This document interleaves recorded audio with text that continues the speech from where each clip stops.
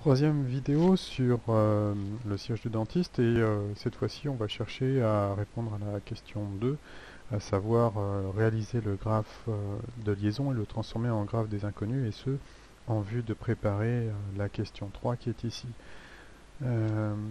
Donc sur cette vue ici plane, j'ai mis en couleur les différents éléments: le solide 5 en bleu ciel, le solide 3 en vert, le solide 4 en orange, le solide 8 en rose pâle, de nouveau du vert pour le solide 7 qui est en liaison pivot selon AX8, avec le solide 6 qui est en noir ici, et le reste du bâti qui est le solide 1 que vous pouvez voir ici.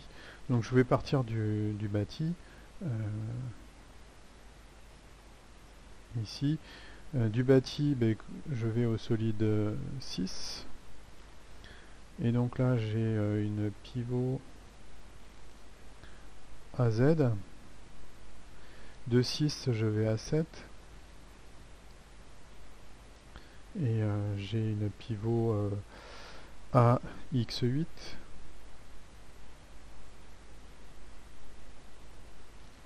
De 7, je vais à 8. Donc là, j'ai une hélicoïdale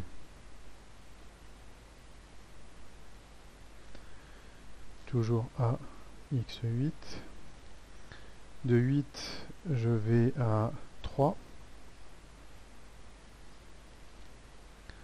Et donc ici, j'ai une pivot BZ. De 3, je repars à 1 avec une pivot DZ.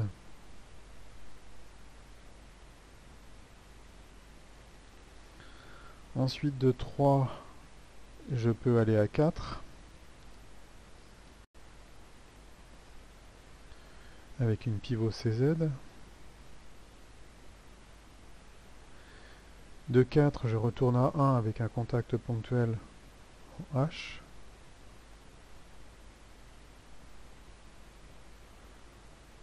H. Alors tel que c'est fait là, ici, ce serait du moins Y. Ensuite, de 4, je vais à 5. Alors attention, puisque 5 est de nouveau connecté avec 3, donc ici, il va falloir que je avoir une branche ici. Donc 5, 4 et 5, donc c'est une pivot EZ. Et enfin, je retourne ici avec 3, avec une pivot, une ponctuelle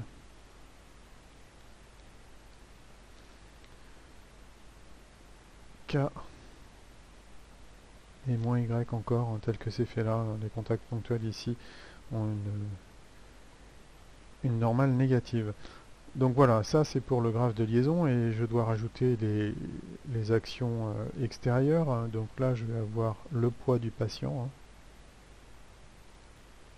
Donc c'est une information qui m'est donnée. Je vais avoir entre 6 et 7 ici l'action, une action de couple moteur.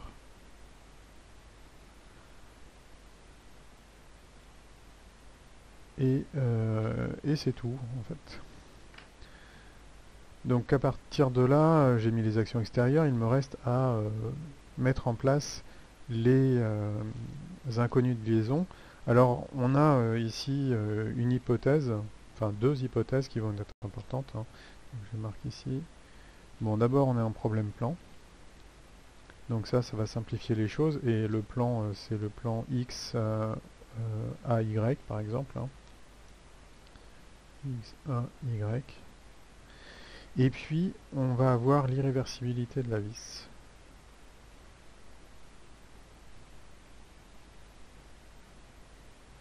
Alors, je dis de la vis, c'est plutôt du système vis-écrou.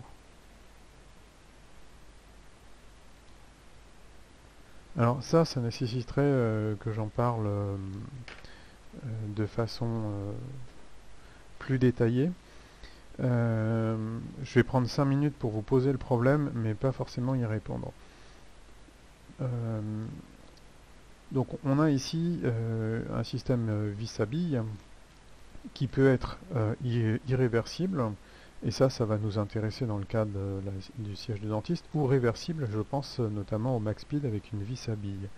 Et si mon système est réversible, alors quand je vais avoir un effort un effort en B, selon x8, il va y avoir un couple qui est induit sur la vis 7. Et dans ce cas-là, il faut impérativement qu'il y ait un dispositif qui contre ce couple, c'est-à-dire par exemple le moteur qui serait actif. C'est ce qui se passe dans le cas du MaxSpeed, vous l'entendez tourner en permanence. Et dans ce cas-là, l'hypothèse du problème plan n'est pas tout à fait juste, parce que vous avez des actions mécaniques qui sont transmises, des actions mécaniques de type moment qui sont transmises selon l'axe x8. Par exemple, la pièce 8 va recevoir un couple de la vis selon l'axe bx8 qui va être transmis au moment. Qui va être transmis à la liaison pivot ici, et donc vous avez un moment suivant cet axe-là. En fait, ici, une action mécanique à faire tourner qui est contrée par la liaison pivot. C'est-à-dire que si j'avais une liaison rotule ici, ça ne marcherait pas. Et il en sera de même pour la liaison pivot qui est en A. Alors, quand on fait l'hypothèse d'un problème plan, eh bien en fait on suppose que ces actions n'interviennent pas, et ça nous permettra d'écrire quelque chose qui va être essentiel pour notre résolution, c'est que cet ensemble-là va être en équilibre statique sous l'action de deux glisseurs, et donc l'information en B sera connue. Eh bien, en fait, normalement, c'est pas vrai, parce que si on isole tout ça, ça va être en équilibre statique sous l'action de deux glisseurs, plus deux moments en A et en B qui s'opposent. Il se trouve que si on fait l'étude correctement, ces moments-là ne vont pas modifier la direction de la résultante en B, donc en fait, l'équilibre statique sous deux glisseurs fonctionne encore. Enfin, où la propriété de direction fonctionne encore, ce qui n'est pas le cas dans toutes les situations.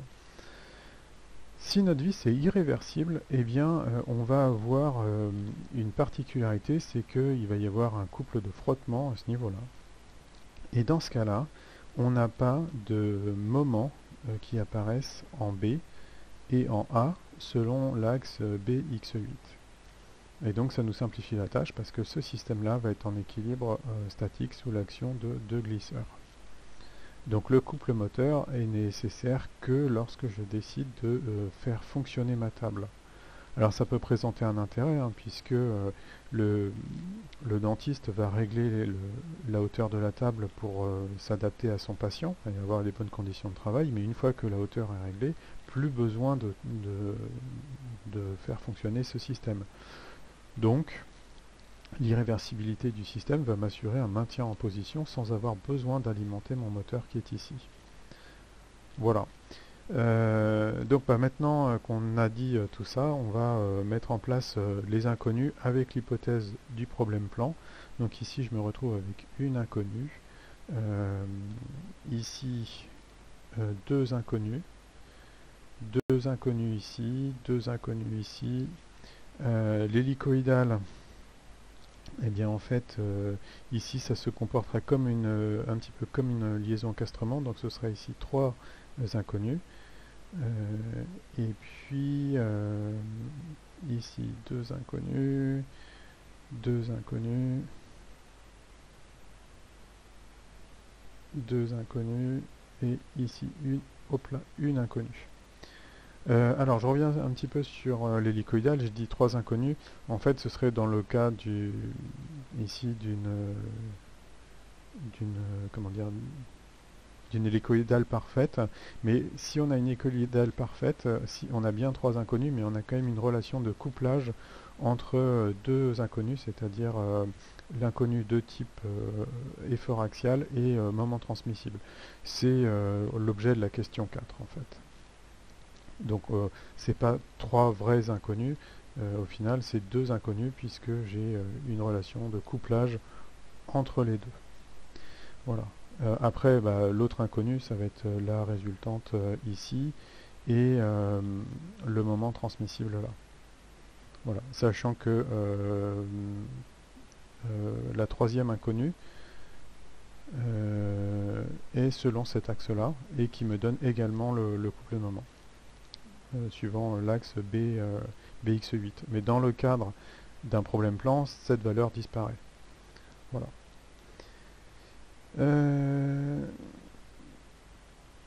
Stratégie de résolution, et puis on fera les calculs après, dans une autre vidéo, puisque je vois le compteur tourner et que je suis limité à peu près à un quart d'heure. Alors, une information de direction connue ici, une inconnue. Une inconnue ici, deux inconnus là, ça fait 4 inconnus, donc ça veut dire que si j'isole a priori le système 4, 3 et 5 ensemble, je ne pourrai pas résoudre. Je vais donc être amené à fractionner ce système, et sans doute ce qui va être intéressant, c'est d'isoler 5 directement. Alors pourquoi 5 directement? Bien parce que j'ai deux inconnus ici, la pivot en E, une inconnue ici, la ponctuelle en K, et c'est surtout que je connais l'effort du patient qui est ici. Donc à partir de là, je vais pouvoir trouver l'effort en E et l'effort en K. Une fois que j'aurai trouvé cet effort, donc en appliquant le PFS en E, ici, somme des forces extérieures égale 0, l'équation de moment peut me donner directement la valeur de K, donc l'équation des moments en E peut me donner l'inconnu d'effort en K, et après la somme des forces extérieures va me donner l'inconnu en E. Alors, d'ores et déjà, on peut s'apercevoir d'une chose, le chargement il va être que selon Y. Ici, j'ai qu'une résultante selon Y, ça veut dire que la composante en X, XE, vraisemblablement elle est nulle. Donc une fois que j'ai trouvé ça, eh bien je peux isoler, pourquoi pas, 3 et 4 ensemble. L'intérêt, c'est que je me fais disparaître les inconnus d'effort au point C. Donc maintenant je résume, l'action en K est connue, l'action en E est connue, la direction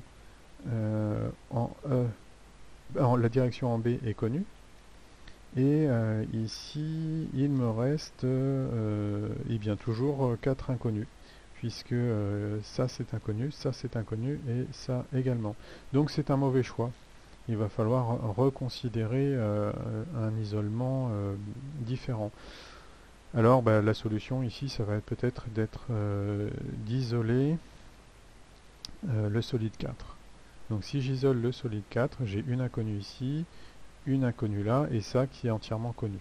Donc je peux résoudre, et une fois que ça c'est connu, je peux de nouveau isoler 3 plus 4. Et dans ce cas-là, ayant trouvé l'effort qui est ici, je vais pouvoir résoudre directement. Donc à vous, bon courage.